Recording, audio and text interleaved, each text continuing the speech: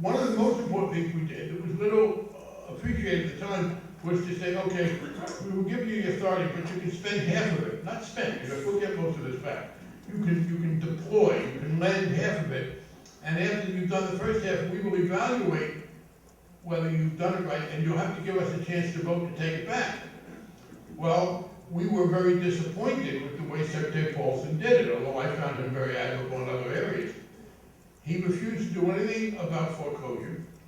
He was much too weak in restricting excessive compensation, and he did not do nearly enough to say to the institutions receiving the money, the purpose of this is for you to lend more, you have to lend more. As a result, when he had spent the first $350 billion, I said to him, as did others, if you ask us for the authority to spend the second $350 billion, we will reject that. And while we would have had to pass the ball over the veto of George Bush, frankly, by the end of his term, that would not have been hard. One of the dangers that I found serving as we kept in session until the end of, really, into December, was the danger of being run over by Republicans fleeing George Bush. The congressional Republicans could not more energetically have put distance between themselves and Bush, and we said, you'll be overridden. So we did not give the authority to, we didn't let George Bush spend the second $350. President Obama then said to us, he was then President-elect Obama, and there was a problem, frankly, in fairness to Obama. It's an awkward position to be the President-elect and not yet have the power. And ordinarily, you wait. Ordinarily, by the way, if you go back in an ordinary presidential transition, Congress wouldn't even have been in active session until after President's Day.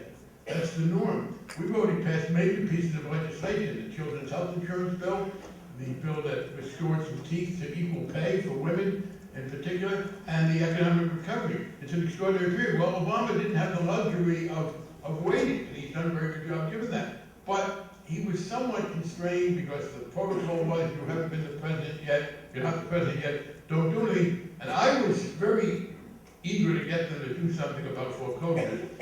And by the way, the reason I welcomed yesterday's plan and why it was so important to do something about foreclosures and why I wish Bush had done it months ago. By the way, everything that President Obama announced yesterday, George Bush had the legal authority and the financial resources to do last November. And it's not simply because individuals are hurt when they are foreclosed. Some individuals being foreclosed were victims, some were irresponsible, no question about it. But they are not the only ones who get hurt.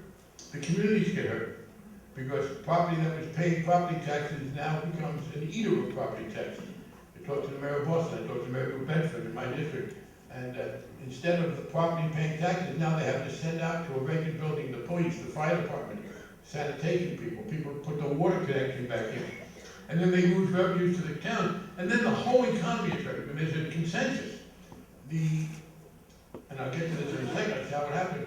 But the granting of mortgages that never should have been granted, and the subsequent high level of default and foreclosure and devaluation of the house prices was the single biggest cause of the crisis we're in. And until you start to deal with that, you don't get out from under it. And it was inexplicable to me that the Bush people would do it. But at any rate, here's where we are. Because of the way this worked out, President Bush got to direct the assignment of $350 billion of this rescue program. President Obama will now be doing $350 billion. And I think it's legitimate to say you're going to see the difference between the parties in the way in which this is done. Under President Bush, there were virtually no restrictions on compensation. We tried to put them in, we put in some rules. The Treasury Department did not treat them very seriously. Under President Obama, there will be tough restrictions on compensation. Frankly, it was tougher than President wanted, because my colleague from Connecticut, Senator Dodd, put some tough restrictions in. The administration said, we don't like them. And we said, well, that's too bad because they're going to be there. I will predict now.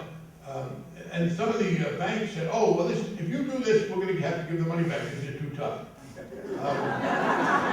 So we called their bluff. We called their bluff. We wrote into the bill that passed, the recovery bill, which is language that I worked on, that they give the money back if they want to. So far, I have not seen any of it.